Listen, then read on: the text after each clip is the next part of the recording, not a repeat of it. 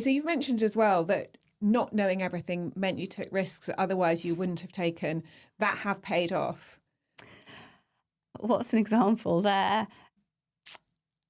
I think the pro channel is definitely something that I wouldn't have known how to navigate. And that has then ended up being really one of the big growth drivers of the business and a way to grow more exponentially than perhaps is possible through consumer. And when you originally came up with the business, was it going to be an entirely consumer brand?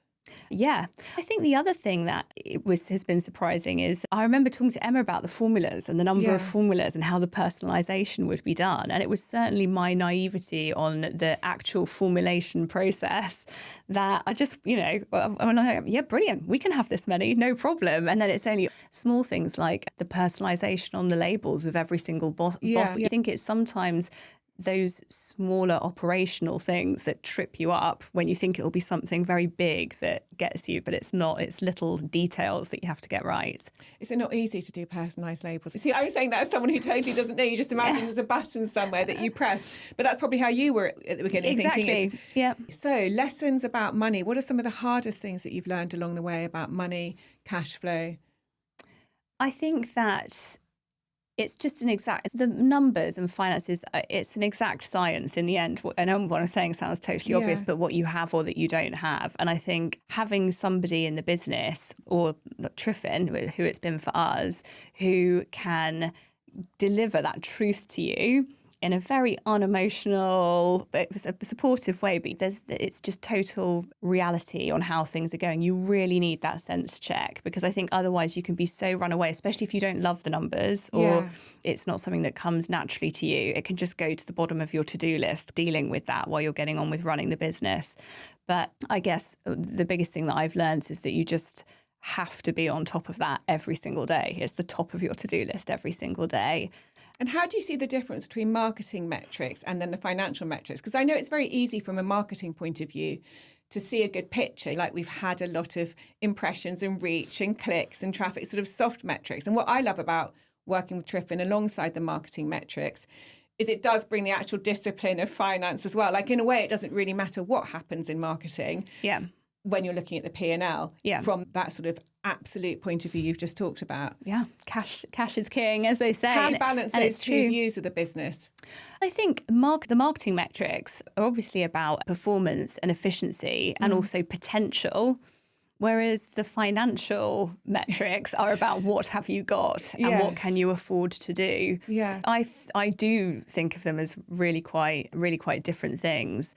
Obviously, then you can decide if you want to, if the marketing is going really well and your ROI is looking great, can you put more money into that? It might make sense to you, but only if you've got the money to put in. Yes. And that's, I guess, a bit of what I mean about hard truths as well, that you need to be very real about when you're looking at the numbers. So let's discuss your team, because I know one thing that people who watch the Founder Stories love to hear is how is the perfect D2C brand structured? And there probably isn't a perfect structure, but can you talk us through your team structure, how it's grown, who you have in what roles, and whether or not you have an internal finance person? Yeah, we don't have an internal finance person. Triffin have just been, it's such a brilliant platform. And then the half an hour I get every week with Ian is just a fantastic opportunity for me to speak to somebody and understand what's going on, but also I'll also ask broader questions about as well, to be honest. Everyone loves talking to Ian and hearing how all the other brands are doing, what the benchmarks are. I feel like he's my counsellor sometimes. But no, I mean, that really is a brilliant thing to have that grown-up view from the finance point of view, which is the most important one at the end. But no, when we started hiring customer service, I remember when I was doing the customer service emails, so customer service hire, social media marketing hire, those kind of organic channels and the customer touch points. Then we started to bring in, I think marketing and customer service have really been the two areas we've invested in the most. We've just brought in our first operations manager really recently. And all these people have been or are brilliant midway individuals. So they're not so junior that they need a huge amount of support from me. They can get on with things. And I think that's really important in terms of hiring the level, but they're also not managers that are looking for someone to manage, because obviously there's not really anyone to manage them. Everyone just needs to be doing everything.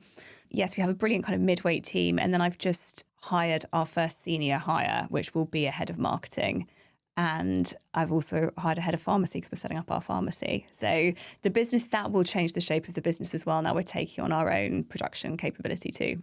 And on the marketing side of the business, which is often a very large cost for most brands, do you have agencies as well, or is everything in-house? We do all of our creative in-house, which I think for premium beauty brand is important. I say that having come from a creative agency, but we tried working with a couple of creative agencies, but I think your brand identity is so important. It has to look absolutely brilliant. And so I feel in the end, we're best to decide that. And we've hired a designer actually. So a full-time designer, that's been really changed the output.